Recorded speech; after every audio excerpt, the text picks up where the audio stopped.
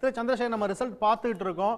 NDA முன்னணியில் இருக்காங்க. அவங்களுடைய அலைன்ஸில் இருக்கக்கூடிய பாஜக, நிதிஷ் இவங்கெல்லாம் வந்து 1-2ங்கிற இடத்த ஷேர் பண்ணுறதை நம்ம பார்க்க முடிகிறது. அரசுக்கு ஆதரவான மனோநிலை அப்படிங்கிறது தான் அங்கே யதார்த்தமா சார்? அப்படிதான் இருக்கா?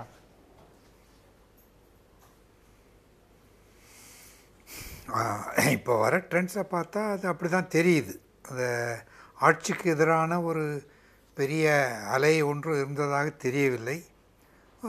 ஒரு சைலண்ட்டாக ஒரு ப்ரோ இன்கம்பன்சி சென்டிமெண்ட் தெரியுது.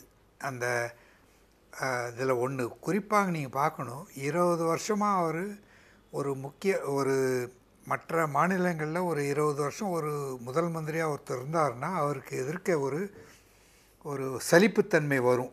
ஆனால் இங்கே அந்த மாதிரி நிதிஷ்குமாருக்கு எதிர்க்க ஒரு பெரிய சலிப்புத்தன்மை வந்ததாக தெரியவில்லை. கேள்விகள் இன்னும் கூட்டணியில் இருக்கக்கூடியவங்களே சைலண்ட் கேம்பெயின் பண்ணாங்க, வயசாயிடுச்சு, இதுதான் அவருடைய கடைசியாக இருக்கும் அப்படிங்கிற மாதிரி எல்லாமே முன்னெடுத்ததா சில விமர்சனங்கள்லாம் வந்துச்சு. அதையுமே நம்ம பார்த்தோம். அப்படி இருக்கவும் அவருடைய நிர்வாகத்தின் மீது அந்த மக்களுக்கு ஒரு நம்பிக்கை உருவாயிருக்கா? ஆமாம், இதில் என்னென்னா அந்த மாநிலத்தில் நீங்கள் ஒரு பர்டிகுலர் ஒரு எதிர்க்கட்சியினுடைய அந்த கூட்டணியை இது காட்டாட்சி ஆட்சியை கொண்டு வரும் என்றெல்லாம் ஒரு பக்கம் விமர்சனம் வைக்கும்போது, இன்னொரு பக்கம் எங்கள் சீஃப் மினிஸ்டர் பாருங்கள் சாலிடாக முன்னேற்றத்தை கொண்டு வருகிறார், பெண்களின் எம்பவர்மெண்ட் செய்கிறார் அப்படின்னு ஒரு இமேஜை கொண்டுறாங்க. அதில் இவருக்கு எப்போவுமே ஒரு நல்லாட்சி நிபுணர் என்ற ஒரு பட்டம், சுஷாசன் பாபு ஒன்று ஹிந்தியில் சொல்கிறாங்க. அது மாதிரி ஒரு நல்லாட்சி கொண்டு வரும் ஒரு மனிதர் என்று இவருக்கு இவரை அடையாளப்படுத்தி வைத்திருக்கிறார்கள் நிதிஷ்குமாரை. அதற்கேற்றாற்போல் அவர் தன்னுடைய நெகட்டிவ் இமேஜெல்லாம் ரொம்ப கம்மி அவருக்கு. அவருடைய இப்போ தான் அவரோட பையனை வந்து பாலிட்டிக்ஸில் ஜேடியூவில் கொண்டு வரணும்லாம் பேசுகிறாங்களே ஒழிய, அவருடைய தன்னுடைய குடும்பத்தையோ இல்லை உறவினர்களையோ முற்படுத்தியோ அந்த மாதிரி அதுவும் பர்சனலாக அவருக்கு எதிர்க்க ஒரு ஸ்கேம், கரப்ஷன் அப்படின்னு ஒரு பெரிய சார்ஜ் கிடையாது. இதற்கு நடுவில் அவர் வந்து ஒரு பீகாரில் முன்ன எப்பொழுதும் இல்லாத மாதிரி இப்பொழுது அவர் இன்ஃப்ராஸ்ட்ரக்சர், எஜுகேஷன் இதிலெல்லாம் கொஞ்சம் டெவலப் பண்ணுறாருன்னு ஒரு இமேஜ் இருக்குது. இன்னும் பல விஷயங்கள் சிதம்பரம் அவர்கள் ஒரு ஆய்வு கட்டுரையை அதை எழுதியிருக்காங்க. பீகாரில் இருக்கக்கூடிய குடும்பங்கள்ல 64% குடும்பம் மாசம் 10,000 ரூபாய்க்கு குறைவா வருமானம் ஈட்டக்கூடிய குடும்பம், 4% குடும்பம் தான் மாதந்தோறும் 50,000க்கு மேல. இப்படி பல குறியீட்டெண்களில் வறுமை குறியீட்டெண்ணில் பீகார் வந்து 33.76%. அங்கே அவங்க இம்ப்ளிமெண்ட் பண்ண மதுவிலக்குங்கிறது கை கொடுக்கல. எலெக்ஷனுக்கு முன்ன வரைக்கும் நம்ம நிறைய இடங்களில் அந்த மதுவால் ஏற்பட்ட பிரச்சனைகளை பார்த்துக்கிட்டு இருக்கோம். நேபாளிலேருந்து சட்டவிரோதமாக மது கடத்தப்படுது அப்படிங்கிறதெல்லாம் பார்த்தோம். இப்படிப்பட்ட ஒரு சூழல் இருக்கிறத எப்படி நிதிஷினுடைய நிர்வாகம் நல்லா இருக்கு அப்படின்னு அந்த மக்கள் புரிஞ்சுக்கிறாங்க? அது நான் நிர்வாகமே அப்படியே ரொம்ப நல்லா இருக்குன்னுலாம் சொல்லலை. அவங்க வந்து ஒரு சீஃப் மினிஸ்டர்னு ஒரு கேண்டிடேட்டை பார்க்கும்போது இந்த சீஃப் மினிஸ்டரை இப்போ எதுக்கு டிஸ்டர்ப் பண்ணணும், ஏதோ ஒரு ஒரு ஸ்மூத்தாக போகிற மாதிரி இருக்குது ஒரு ஆட்சி. ப்ளஸ் அவர் முன்னாடி இல்லாத போது மாதிரி இப்போ வந்து கொஞ்சம் இன்ஃப்ராஸ்ட்ரக்சர் இதெல்லாம் கொண்டு வராருன்னு அவருக்கு ஒரு இமேஜ் இருக்குது. இன்னும் வந்து அவருடைய தரப்பில் இருக்கிற ஆட்சியாளர்கள் அவர்கள் எதிர்த்தரப்பில் இருக்கும் அரசியல்வாதிகள் ஆட்சிக்கு வந்தால் என்ன ஆகும் என்று அந்த ஒரு டிஸ்கிரிப்ஷனும் மக்களிடம் சேருகிறது அல்லவா. பரப்புரையில் உங்களுக்கு எதிர்கட்சி அந்த பிஜேபி, ஜேடியு இவங்க வந்தால் என்ன பண்ணுவாங்க, திருப்பியும் காட்டாட்சி வரும் அப்படின்ட்டு ஒரு ஒரு ஒரு ஒரு விதமான பயமுறுத்தல் இருக்கிறதெல்லாம் அது இருக்கு. பீகார் அப்படிங்கிறது 90களில் இருந்த ஒரு சூழல் அப்படிங்கிறது இன்னுமா மக்கள் ஞாபகம் வச்சிருக்காங்க. கிட்டத்தட்ட இப்ப இருக்கக்கூடிய யாதவே அவரே அப்ப ஸ்கூல் படிச்சுட்டு இருப்பார், அந்த வயசு தான் இருந்திருக்கும். பெரும்பாலான இளைஞர்கள் 35 வயதுக்கு இருக்கக்கூடிய இளைஞர்கள் அப்படிப்பட்ட ஒரு ஆட்சியை அங்க பார்த்திருக்கவே மாட்டாங்க. இன்னமும் அந்த களத்துல எதிரொலிக்குதா அது அவர்கள் பெரும்பாலான வாக்காளர்கள் அதை அந்த ஆட்சியை பார்க்காமல் இருந்திருக்கலாம். ஆனால் அந்த ஆட்சி வந்தால் இப்படி தான் இருக்குன்ட்டு ஒரு கட்டமைப்பு இருக்கிறது இல்லையா? அது ஊடகங்கள் மூலமாக, ஊடகங்கள் யார் கையில் இருக்கிறது, அந்த மாதிரி ஒரு கட்டமைப்பை அந்த மாதிரி ஒரு பிரச்சாரத்தை அவர்கள் பிஜேபியும் ஜேடியும் அருமையாக செய்திருக்கிறார்கள் என்று தான் நம்ம எடுத்துக்கணும். அதை மக்கள் நம்புகிறார்கள் என்று தான் நம்ம எடுத்துக்கணும். ஏன்னா இன்னும் அந்த தேஜஸ்வி அவர் ஜென்ராம் சொல்கிற மாதிரி அவங்களுடைய லெகசி, அவங்க அப்பாவோட பேர்டனை இன்னும் அவர் தாங்கிட்டு இருக்கார். நான் நினச்சேன் ஒரு 20 வருஷம் 2015 லாலுவும் நிதிஷ்குமார் சேர்ந்தே இந்த பிஜேபி கூட்டணியை பெருமளவு தோற்கடித்தார்கள். அப்பொழுது இல்லாத காட்டாட்சி பயம் இப்பொழுது எப்படி திருப்பி வருதுன்னு சொல்லலாம். ஆனாலும் அந்த ஒரு கருத்து இன்னும் நிலவுகிறது, அதற்கு ஒரு தாக்கம் இன்னும் இருக்கிறது என்று தான் இந்த முடிவுகளிலிருந்து ஒரு லெசனாக எடுத்துக்கலாம். நம்ம தொடர்ந்து பேசலாம். நிறைய விஷயத்த சொல்லியிருக்கீங்க திரு சூர்யா சேவை. நம்ம இதை எப்படி பார்க்கறது? அந்த காட்டாட்சி அப்படிங்கிறத இப்போ இருக்கக்கூடிய ஜென்ரேஷன், இந்த இளைஞர்கள் 35 வயது குறைவாக இருக்க இளைஞர்கள் பார்த்துருக்க வாய்ப்பில்லை. ஆனால் ஊடகங்கள் மூலமாக அப்படியான ஒன்று கட்டமைக்கப்படுறதா சந்திரசேகர் பதிவு பண்ணுறாரு. தேஜஸ்வியை பொறுத்த வரைக்கும் வளர்ச்சியை தான் அவருடைய எலெக்ஷன் கேம்பெயினில் அதிகமாக பேசினார். பெண்களுக்கான வேலைவாய்ப்பு, குடும்பத்தில் ஒருத்தவருக்கான அரசு வேலை அப்படின்னு சொல்கிறதா இருக்கட்டும், அங்கே சமூக நீதி சார்ந்த விஷயத்தெல்லாம் பேசினார். அப்படிப்பட்ட ஒன்றை மக்கள் புறம் தள்ளிட்டு இன்றைக்கி என்டிஏ கூட்டணிக்கு ஒரு ஆதரவு கொடுக்குறாங்க அப்படின்னா, 20 ஆண்டு காலமாக முதலமைச்சராக இருக்கக்கூடியவர் அவர் கடைசியாக கேம்பெயினில் சொல்கிறாரு, புலி இன்னும் உயிர்ப்போட தான் இருக்குது அப்படின்னு ஒன்று சொல்கிறார். நான் இன்னும் வீரியமாக கம்பீரமாக தான் இருக்கேங்கிறத பீகார் மக்கள் முழுசாக நம்புகிறாங்கன்னு புரிஞ்சுக்கலாமா? அதாவது என்னென்னா, நீங்கள் மற்ற ஸ்டேட்டோட ஒப்பிடும்போது பீகாருடைய நீங்கள் வளர்ச்சி அப்படிங்கிறது எக்கனாமிக் குரோத்தாக இருக்கட்டும், அல்லாட்டி எஜுகேஷனாக இருக்கட்டும், மக்களுடைய வாழ்க்கை தரம் இருக்கட்டும், எல்லாமே இந்தியாவிலேயே கடைசியான ஒரு இடத்துல தான் இருக்கும். ரொம்ப முக்கியம் இங்கே என்னென்னா, ஜாதி மதம் அப்படிங்கிறது ரொம்ப கெட்டிப்படுத்தப்பட்ட, இப்போ நம்ம இங்கே கேள்விக்கு உள்ளாக்குற தன்மை தமிழ்நாட்டில், கேரளாவில், தெற்க இருக்கும். ஆனால் அங்கே அந்த இதே இருக்காது.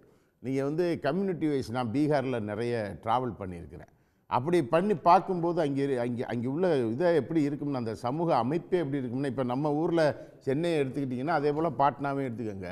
நீங்கள் ஒரு இன்றைக்கும் கிராமங்களில் இருந்த அந்த சேர் இருக்குல்ல, சலூன் முடிதிருத்தும் நிலையம், இன்றைக்கும் பாட்னா நகரத்தில் ஒரு 3 மாதத்துக்கு முன்னாடி போனேன். அப்பையும் 10 அடிக்கு ஒரு பெரியவர் நின்று ஒரு மரப்பெஞ்சு போட்டு தான் நின்றுக்கிட்டு இருப்பாங்க. அவங்க எந்த ஒரு டெவலப்மெண்ட்டும் ஆகாத ஒரு சமூகம் அது. அவங்கள அவங்களுக்கு ஒரு நம்பிக்கை இழந்த மக்கள். நீங்கள் பல பேராலையும் நம்பிக்கை இழந்த மக்கள். முக்கியமாக தமிழ்நாட்டினுடைய டெவலப்மெண்ட்டில் என்ன முக்கிய காரணம்? நிலச்சீர்திருத்தம்ங்கிறது ரொம்ப முக்கிய காரணம். முதல்ல அங்கே இந்தியாவிலேயே நிலச்சீர்திருத்தம் நடந்த மாநிலம் அது. ஆனால் அங்கே அதில் என்னென்னா, ஒரு நில உடைமை அப்படிங்கிறது கெட்டிப்படுத்தப்பட்டது. நில உடைமையினுடைய முகம்தான் ஜாதி. அப்புறம் அதற்கு பின்னால் வந்த மதம், இந்த மாதிரியான பல விஷயங்கள் அங்கே அந்த மக்களை பெரிய அளவிற்கு இன்னும் அந்த தாக்குதலுக்குள்ளே தான் இருக்காங்க. முசாகர்னு ஒரு கம்யூனிட்டி இருக்காங்க. அவங்க தான் இப்போ நீங்கள் பார்த்தீங்கன்னா தமிழ்நாட்டில் நொய்டாவில் எல்லாம் 3% பேர் அந்த ஜனங்கள். அவர்களுடைய வாழ்க்கை பகுதியவே நீங்கள் போய் பார்த்தீங்கன்னா ரொம்ப மோசமான ஒரு வாழ்க்கை முறையாக இருக்கும். ஆக அங்கே ஒரு வகையான நீங்கள் ஒரு பேக்வேர்டு அப்படிங்கிற ஒரு இது அங்கே இருந்தது. அந்த தாக்குதல் இப்போ தமிழ்நாட்டில் ஜாதி பேர்களை எடுத்துருங்க அப்படிங்கிற ஒரு அந்த ஸ்டேஜை நோக்கி நகல்றாங்க. ஆனால் அங்கே ஒன்றும் அந்த ஆரம்ப கட்டத்துக்கு கோடே போடலை. இதில் எல்லாருக்கும் பங்கு இருக்குது. நீங்கள் அதில் ஒரு குறிப்பு, ஆனால் அதை மட்டுப்படுத்துவதற்கு இந்த கூட்டணி முயற்சி எடுக்கிறது, அதை தீவிரப்படுத்துவதற்கு பாஜக முயற்சிக்கும். ஏன்னா அவங்களுக்கு பேஸே அதுதான், அதிலிருந்து தான் அவங்க ஸ்டார்ட் பண்ணுவாங்க. அப்படின்னு பார்க்கும்போது அந்த பகுதி மக்களுடைய வாழ்க்கை தரத்தை உயர்த்துவதில் அதில் 20 ஆண்டு காலம், இப்போ அவர் சந்திரசேகர் சார் என்ன சொல்கிறாங்கன்னா, நல்லதும் செய்ய வேண்டாம், கெட்டதும் செய்ய வேண்டாம், சும்மா அப்படியே இருக்கணும், சும்மா ஒருத்தர் உட்காந்து இருந்துட்டு போனாலே போதும்னு அந்த ஊர் ஜனங்க நினைக்கிறாங்களா அப்படிங்கிறது ஒரு கேள்வியாக தான் இருக்குது. ஆனால் அப்படி நினைப்பதற்கான வாய்ப்புகள் இல்லை. பெரிய அளவிற்கு இந்தியாவில் பீகார் அப்படின்னு சொன்னாலே தோல்வி அடையாத பகுதின்னு தான் அந்த வார்த்தைக்கு பேரே தோல்வி அடையாத பகுதின்னு தான் சொல்லுவாங்க. ஆனால் நீங்கள் அது மதவெறியால் ஜாதியால் அது தோல்வி அடைஞ்சு போய் கிடக்குது. அதை மீட்டெடுத்து கொண்டு வருவதில் இந்திய சமூகத்திற்கு ஒரு பெரிய பங்களிப்பு இருக்கிறது. இது ஒரு தேர்தல் வெற்றி தோல்வி அப்படிங்கிறது மாத்திரம் இல்லை. பீகார் பகுதி மக்கள், இப்போ நீங்கள் பாஜக ஒரு பிரதமர் சொன்னார், நாங்கள் ஆட்சிக்கு வந்தோம்னா ஆண்டுக்கு 2 கோடி பேருக்கு வேலை கொடுப்போம்னு சொன்னார். இப்போ அவங்கள இங்கே நாங்கள் வந்தால் 1 கோடி பேருக்கு வேலை கொடுப்போம்னாங்க. தமிழ்நாட்டில் கூட கொடுப்பாங்க. ஏன்னா அங்கே ஓட்டு போட்டுட்டு இங்கே தான் வருவாங்க எல்லாருமே. நீங்கள் இன்னொரு ஒரு வாரத்தில் பார்த்தீங்கன்னா ட்ரெயினாக இங்கே வந்து ஆளு இறங்குவாங்க. என்ன ஒரு கேள்வினா, இந்த தேர்தல் நேர்மையாக நடைபெற்றதா? அதற்கு தேர்தல் ஆணையத்தின் எந்த பதிலும் இல்லை. கோர்ட் என்ன வேணாலும் சொல்லிட்டு போட்டோம். அவங்க கடைசியில் அதை பைபாஸ் பண்ணிட்டு போயிட்டாங்க. தேர்தல் நடக்கட்டும்னு விட்டாங்க. சேர்த்தவர்கள் யார், நீக்கியவர்கள் யார், சேர்க்கப்பட்டவர்கள் யார், நீக்கப்பட்டவர்கள் யார்?